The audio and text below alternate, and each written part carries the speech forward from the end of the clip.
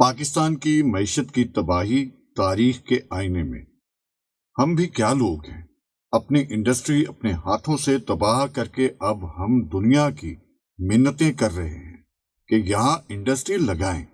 پاکستان کے قیام کے بعد آٹو موبائل انجینئرنگ کی ابتدائی تاریخ اور اس صنعت پر بدترین خودکش حملہ 1953 میں نیشنل موٹر کارپوریشن نے امریکن جنرل موٹرز کے اشتراک سے پاکستان کی پہلی واکس ہال گاڑی تیار کی، جبکہ بعد میں پاکستان کے مشہور زمانہ بیڈ فورڈ ٹرک اسی پلانٹ پر تیار کیے گئے۔ 1953 میں ایکسائڈ بیٹری نے پاکستان کا پہلا بیٹری پلانٹ لگایا۔ 1954 میں علی موٹرز نے فورڈ موٹرز امریکہ کے ساتھ مل کر پہلی کار، ٹرک اور اس کے بعد پک اپ ٹرک تیار کرنے کی غرض سے پلانٹ لگایا۔ 1956 میں ہارون انڈسٹریز نے ڈوجے امریکہ کے برانڈ نیم سے پک اپ ٹرک تیار کیا۔ 1961 میں آل ون انجینئرنگ نے پاکستان میں گاڑیوں کے پارٹس تیار کرنے کا جدید پلانٹ لگایا۔ 1962 میں وزیر انڈسٹریز نے اٹالین لمبریٹا اسکوٹر کمپنی کے اشتراک سے پاکستان کا پہلا اسکوٹر تیار لمبریٹا TV200 تیار کیا۔ 1962 میں کندھوالا انڈسٹریز نے امریکن جیپ کمپنی کے مختلف models series CJ-S، CJ6، CJ7 ملک میں پہلی بار تیار کی۔ 1963 میں جنرل ٹائرز نے کراچی میں پہلا ٹائروں کا پلانٹ کانٹیننٹل ٹائرز جرمنی کے تعاون سے قائم کیا۔ 1963 میں بائسن گروپ نے امریکن مارک ٹرک کی پیداوار شروع کی۔ 1964 میں رانا ٹریکٹرز موجودہ ملت نے میسی فرگوسن ٹریکٹرز کی ملکی سطح پر پیداوار کا آغاز کیا۔ 1964 میں نیشنل موٹرز کو خٹک خاندان نے خریدا تو وہ گندھارا موٹرز بنی۔ 1964 میں ہی راجہ موٹرز نے اٹالین مشہور زمانہ ویسپا اسکوٹر کی پاکستان میں پیداوار شروع کی۔ 1964 اٹلس آٹوز نے پہلا ہونڈا موٹر سائیکل کا پلانٹ لگایا۔ 1965 میں جعفر موٹرز نے مختلف آپریشن جیسے trailer bed, ambulance, fire brigade کے لیے گاڑیاں تیار کرنے کا آغاز کیا۔ 1965 میں مانو موٹرز نے ٹویوٹا گاڑیوں کی مقامی سطح پر پیداوار کی بنیاد رکھی۔ پھر آتا ہے کہانی میں وہ موڑ جہاں سے شروع ہونے والا انٹرول آج تک ختم ہونے کا نام نہیں لیتا۔ 1972 میں تمام آٹو صنعتوں کو قومیہ کر پاکستان آٹو موبائل کارپوریشن کا قیام عمل میں لایا جاتا ہے۔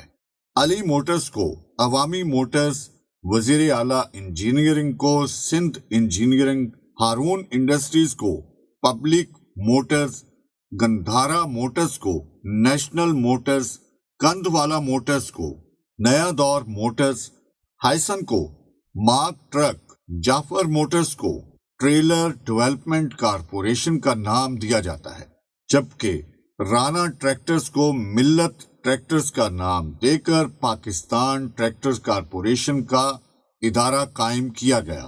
معذرت کے ساتھ بھٹو صاحب بھی کسی کے منصوبوں پر اپنی تختی لگاتے رہے، جس کی بدولت آج تک ہماری صنعت مکمل بحال نہ ہو سکی۔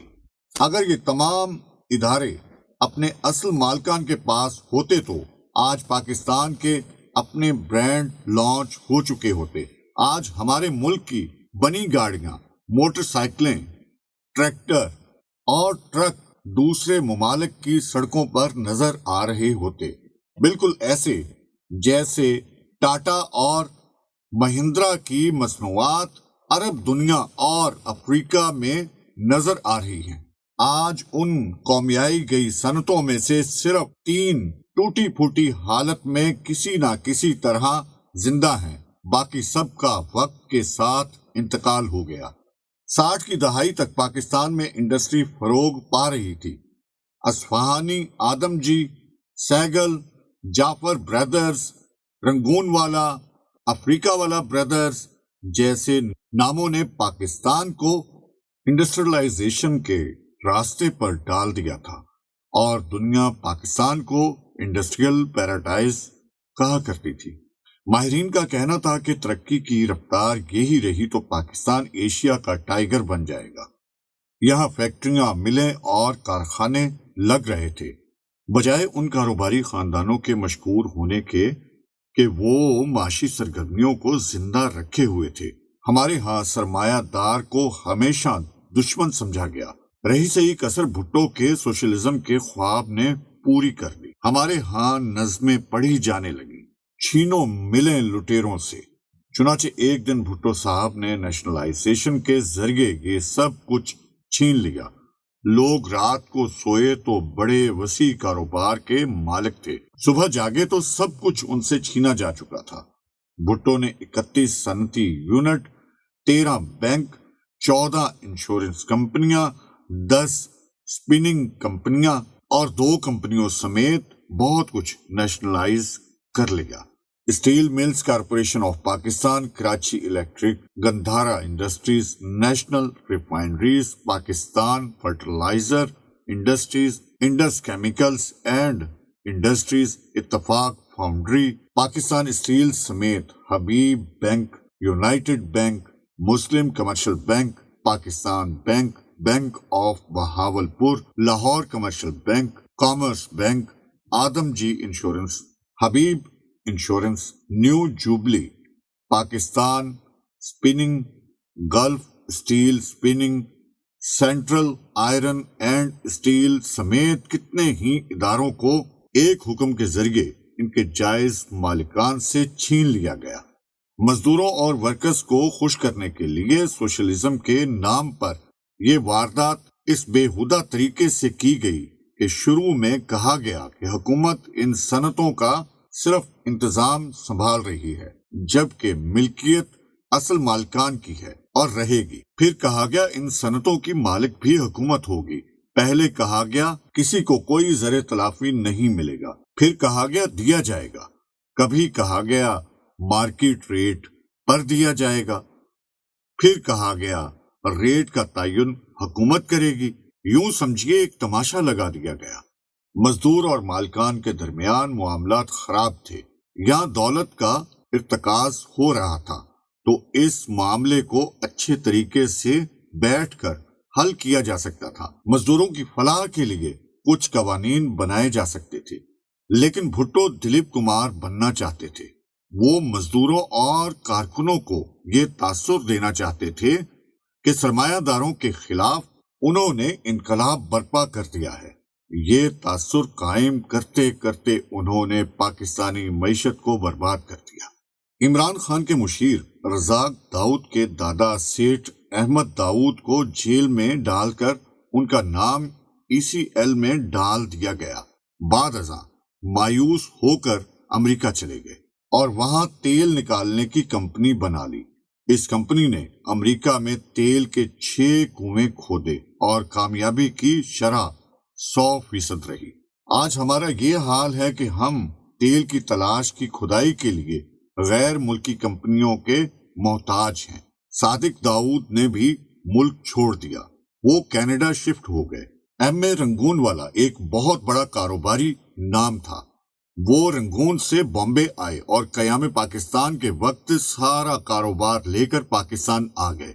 وہ یہاں 1 یا 2 نہیں 45 کمپنیاں چلا رہے تھے۔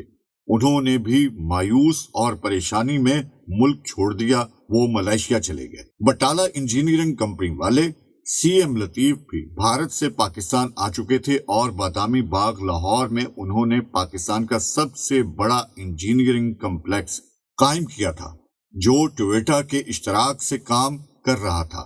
یہ سب بھی ضبط کر لیا گیا۔ انہیں اس زمانے میں 350 ملین کا نقصان ہوا اور دنیا نے دیکھا۔ بٹالہ انجینئرنگ کے مالک نے دکھ اور غم میں شاعری شروع کر دی۔ رنگون والا ہارون جعفر سنس سیکل پاکستان چھوڑ گئے، کچھ نے ہمت کی اور ملک میں ہی رہے، جیسے دادا گروپ، آدم جی، گل احمد اور فتح، لیکن ان کا اعتماد یوں مجروح ہوا کہ پھر کسی نے انڈسٹریلائزیشن کو سنجیدہ نہیں لیا۔ احمد ابراہیم کی جعفر برادرز اس زمانے میں مقامی طور پر کار بنانے کے قریب تھی۔ ہم آج تک کار تیار نہیں کر سکے۔ فینسی گروپ 41 صنعتیں تباہ کروا کے یوں ڈرا کہ اگلے 40 سالوں میں اس نے صرف ایک فیکٹری لگائی، وہ بھی بسکٹ کی۔ ہارون گروپ کی 25 صنعتیں تھی، وہ اپنا کاروبار لے کر امریکہ چلے گئے۔ آج پاکستان میں ان کے صرف 2 یونٹ کام کر رہے ہیں۔ کاروباری خاندان ملک چھوڑ گئے یا پاکستان میں سرمایہ کاری سے تائب ہو گئے۔ ادھر بھٹو نے صنعتیں قبضے میں تو لے لیں لیکن چلا نہ سکے۔ ان اداروں میں سیاسی کارکنوں کی فوج بھرتی کر دی گئی۔ مزدور اب سرکار کے ملازم تھے۔ کام کرنے کی کیا ضرورت تھی؟ نتیجہ یہ نکلا، ایک ہی سال میں قومیائی گئی صنعت کا 80% برباد ہو گیا۔ زرعی گروتھ کی شرح میں 3 گنا کمی واقع ہوئی۔ نوبت قرضوں تک آ گئی۔ جتنا قرض مشرقی اور مغربی یعنی متحدہ پاکستان نے اپنی پوری تاریخ میں لیا تھا، اس سے زیادہ قرض بھٹو حکومت میں چند سالوں میں لے لیا۔ خطے میں سب سے زیادہ افراط زر پاکستان میں تھا۔ ادائیگیوں کے خسارے میں 795% اضافہ ہو گیا۔ اسٹیٹ بینک ہر سال ایک رپورٹ پیش کرتا ہے، بھٹو نے 4 سال اسٹیٹ بینک کو یہ رپورٹ ہی پیش نہ کرنے دی تاکہ لوگوں کو علم ہی نہ ہو سکے کہ کتنی تباہی ہو چکی ہے، اور اب حال یہ ہے۔